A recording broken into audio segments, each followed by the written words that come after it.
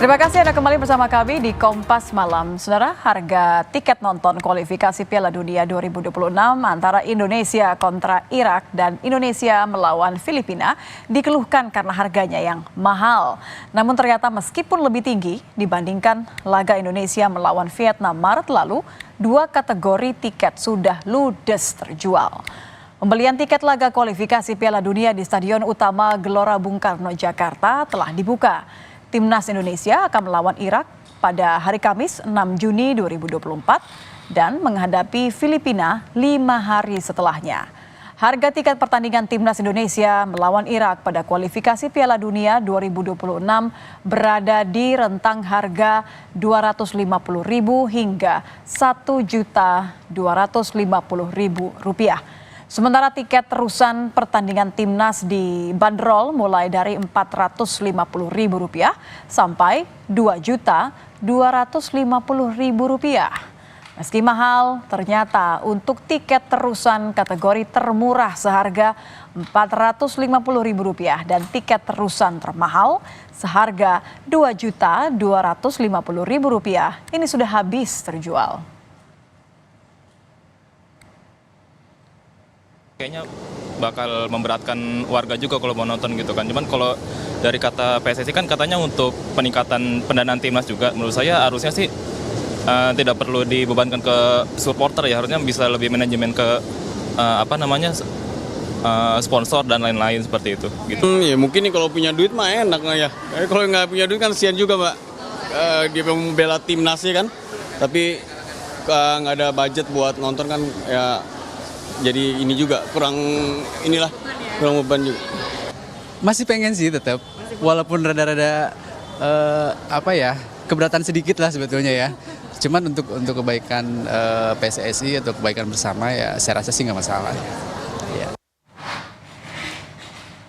Daftar harga tiket laga Timnas Indonesia versus Irak dan Filipina antara lain Upper Garuda Package atau Tribun Atas Rp250.000, kemudian Garuda North Package atau Tribun Utara dan Tribun Selatan masing-masing Rp550.000. Sementara Garuda East Package Tribun Timur dan Tribun Barat masing-masing Rp850.000 dan Premium East Package atau VIP Timur dan VIP Barat masing-masing Rp1.250.000.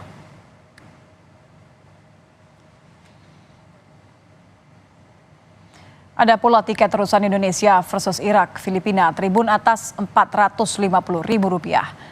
Tribun Utara dan Selatan Rp1.000.000, Tribun Timur dan Tribun Barat Rp1.500.000 serta VIP Timur dan VIP Barat Rp2.250.000. Sementara itu, anggota Exco PSSI Arya Sinulinga menyebut kenaikan harga tiket Timnas di kualifikasi Piala Dunia 2026 melawan Irak dan Filipina merupakan salah satu sumber pendanaan untuk kebutuhan Timnas.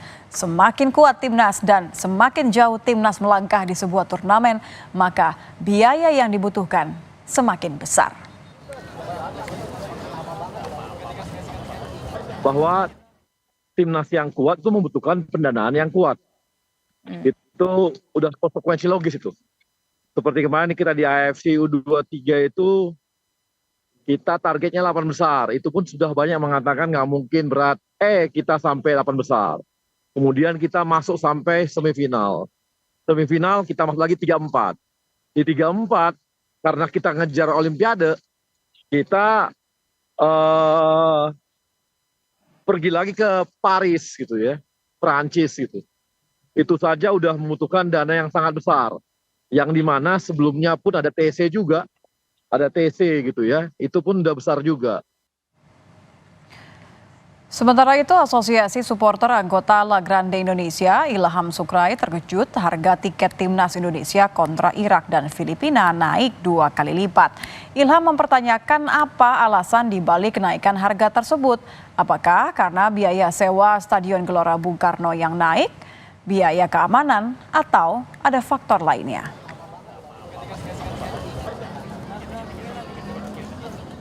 Ya kaget jujur ya, karena kami juga tidak dilibatkan langsung ya untuk menentukan harga. Alangkah ya bijaknya ya, kalaupun menentukan harga juga ya jangan 100% lebih gitu ya, karena ya jujur aja kita juga minta masukan dari teman-teman basis-basis di bawah naungan Lagra Indonesia juga merasa keberatan tentang harga tiket yang begitu mahal. Banyak kalangan yang menilai bahwa kenaikan harga tiket Timnas Indonesia memberatkan para fans yang ingin menonton secara langsung laga Timnas. Kita akan bahas bersama Ignatius Indro, Ketua Paguyuban Supporter Timnas Indonesia. Selamat malam, Bung Indro. Selamat malam, Mbak Nid. Bung Indro, ini di antara muka yang sedih dan senyum yang masih tersirat, ini menurut Anda bagaimana kenaikan harga tiket pertandingan Timnas? Karena banyak yang mengatakan, waduh ini berat sekali nih kalau harganya semakin naik. Dukungan sih memang harus terus ya, tapi kalau tiketnya juga harganya naik terus, bagaimana nanti? Saya melihat ini adalah aji mumpung yang dilakukan oleh PSSI ya, di mana antusiasme lalu juga euforia rakyat untuk menyaksikan timnasnya main, dia menaikkan harga yang demikian besar ya. Dia tahu bahwa berapapun harga yang dijual ketika memang Pasti dibeli. masyarakat lagi tergila-gila dengan timnas ini akan dibeli. Nah ini yang proyek aji mumpung ini yang dilakukan oleh PSSI saya pikir. Apalagi pernyataan Exco Arya Sinulinga ini juga semakin menggambarkan bahwa program-program yang dilakukan PSSI ini tidak terencana dengan baik ya. Apakah memang blueprint sepak bola Indonesia seperti itu? Apakah memang proyek-proyek dadakan yang selalu diadakan ketika memang timnas semakin berprestasi atau enggak? Nah ini yang Kaitannya bahwa Anda menilai programnya PSSI tidak jelas karena mengandalkan pendanaan dari supporter gitu? Iya, karena setiap program, setiap agenda yang dilakukan timnas harusnya itu sudah direncanakan bagaimana mendapatkan dana, lalu juga bagaimana apa yang harus dilakukan ketika misalnya seperti kemarin terpaksa ke Perancis gitu kan, itu kan harusnya sudah terencana sebelumnya. Jangan terus mendadakan mengorbankan supporter, mengandalkan supporter untuk misalnya menaikkan harga dengan semena-mena gitu. Nah ini yang saya pikir PSSI nggak bijak dalam hal ini gitu.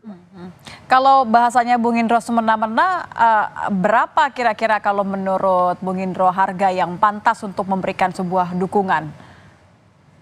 Iya, kalau misalnya kenaikan itu misalnya tidak lebih dari 50%, saya pikir masyarakat ataupun pecinta sepak bola khususnya ini bisa menerima ya, tapi dengan alasan yang jelas, yang kenaikan itu alasannya apa?